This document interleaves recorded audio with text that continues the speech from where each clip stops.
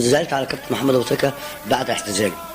حبيت فيها ابو تريكه اللي يوم جواز بنتي سماح، ان ده جالي في عزبه الصعايده طبعا، ما اتكسفش في منطقه شعبيه اللي هو يجي لي، وحضر فرح بنت سماح اللي عندها عبد الله ربنا يخليه لي 3 سنين حاليا.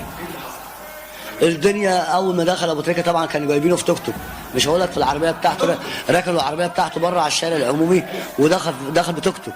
واول ما دخل بالتوك توك عندي في عزبه الصعايده الدنيا اتقلبت. النجم نادي الاهلي بحاله جاي لعم حارس عشان فرح بنته سماح. الراجل ما استكبرش. شالوه طبعا الناس شالوه، وطلع اتصور الصوره مع العروسه والعريس طبعا، واحتفل بتاع 15 دقايق كده، وقلت لهم خلاص كده عشان الدنيا اتقلبت بقى خلاص بقى، حافظت عليه عشان النجوميه بتاعته والكلام دوت، وخد بعضه ومشي. مكالمات في التليفونات بقى من الكابتن وائل جمعه بقى واللاعيبه الباقيه بتهنينا على فرح بنته والكلام ده.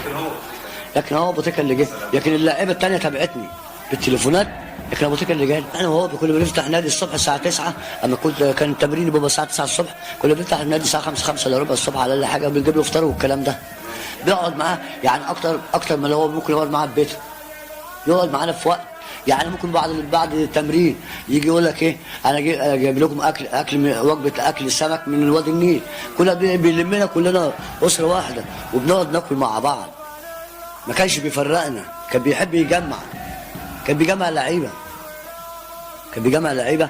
لو في تعادل ولا في حاجه ممكن ابو تريكه كان عنده في الفيلا، كان ممكن يجمع اللعيبه عنده في الفيلا، بيحل المشكله مع بعض بعيد عن الجهاز الفني. القائد بتاعهم يعتبر، وكانت في لعيبه كبيره في الوقت ده معاه، بس هو كان بيقربهم، ما كانش بيحب يكره حد في حد، كان بيحب يجمع اللعيبه، بيحبب اللعيبه ببعض.